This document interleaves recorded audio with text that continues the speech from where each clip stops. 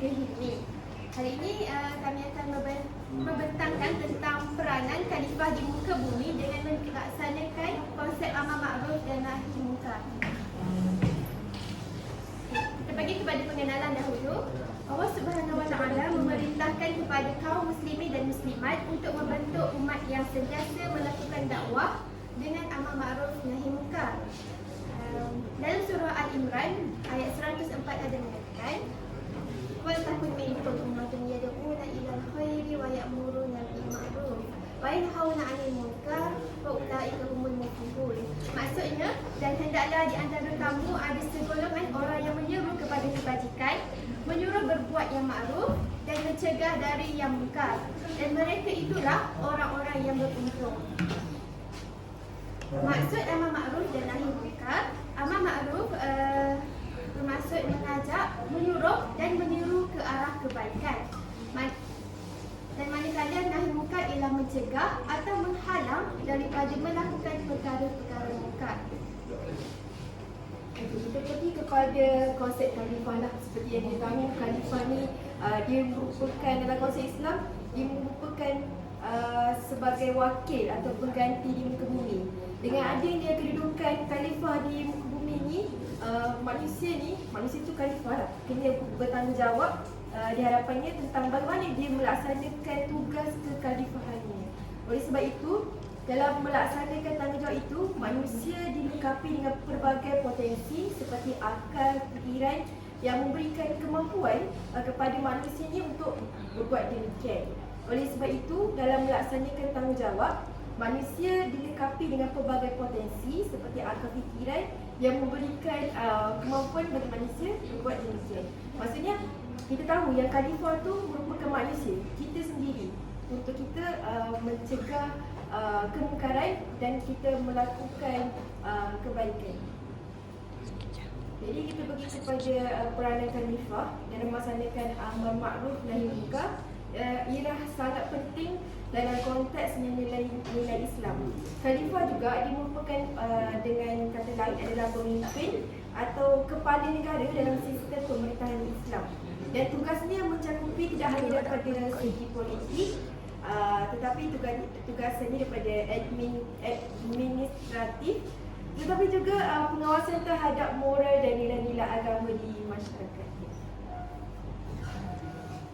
Kita pergi kepada hadis, iaitu maksudnya, sesiapa di antara kamu melihat sesuatu kejahatan, maka hendaklah ia mengubahnya dengan tangannya. Sekiranya tidak sanggup, hendaklah dengan lisannya, dan sekiranya tidak sanggup, hendaklah dengan hatinya. Ya, demikian itu.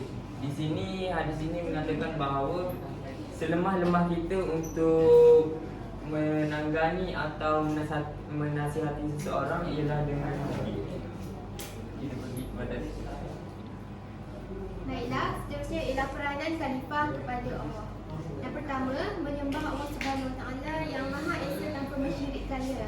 Mensyirikkannya itu maksudnya kita menyembah berhala dan sebagainya lah.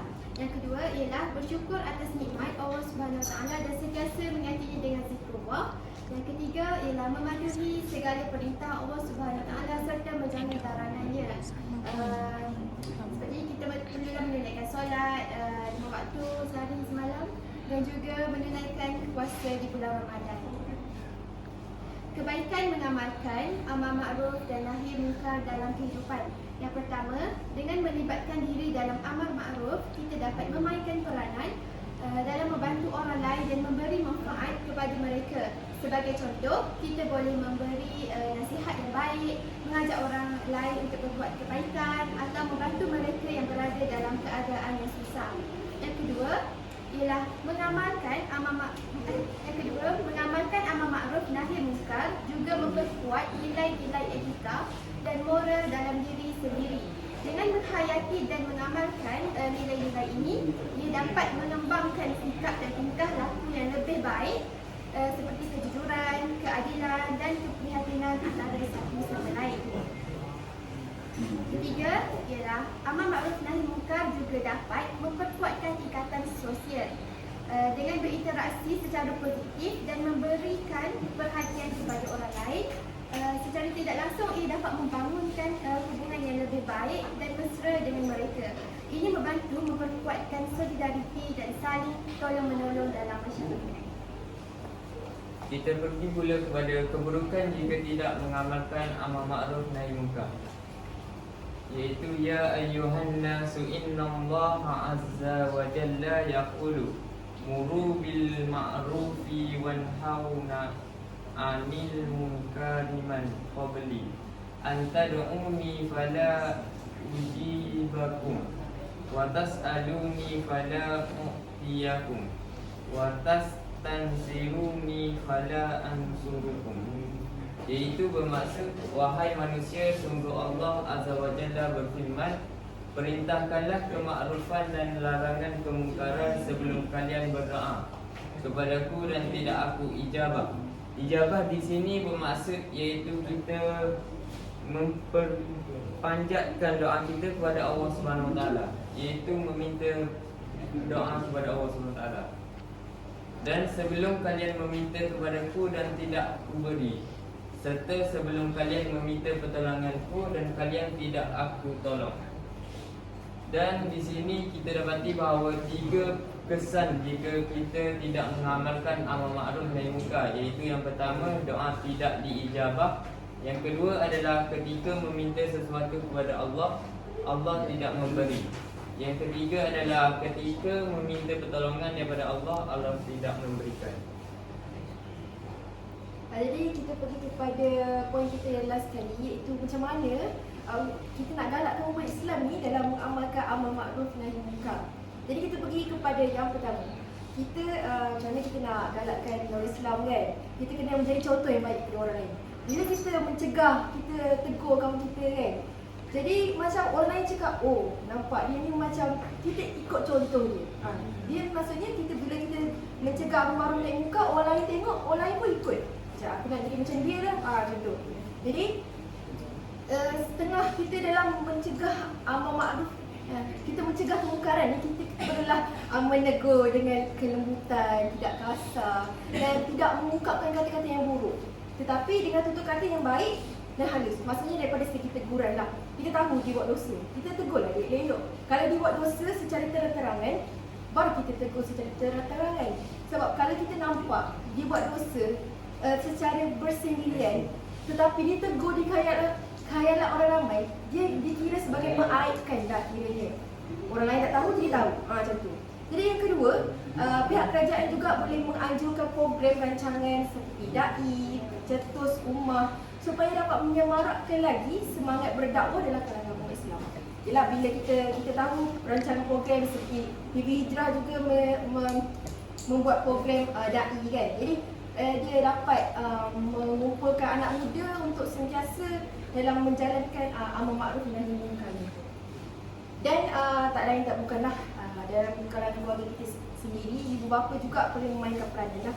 Sebab kata pepatah melentur bulu biarlah daripada rebungnya, iaitu ibu bapa perlulah mendidik anak-anak sejak kecil dengan ajaran Islam yang betul lah, kerana asas keharmonian masyarakat bermula daripada rumah.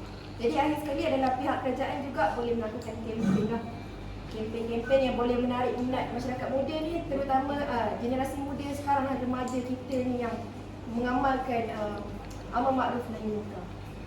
Jadi kesimpulan apa yang kita boleh buat adalah, sebagai hamba Allah, manusia ni perlu melaksanakan amanah Allah dan memelihara agama Allah serta ajaran Allah SWT.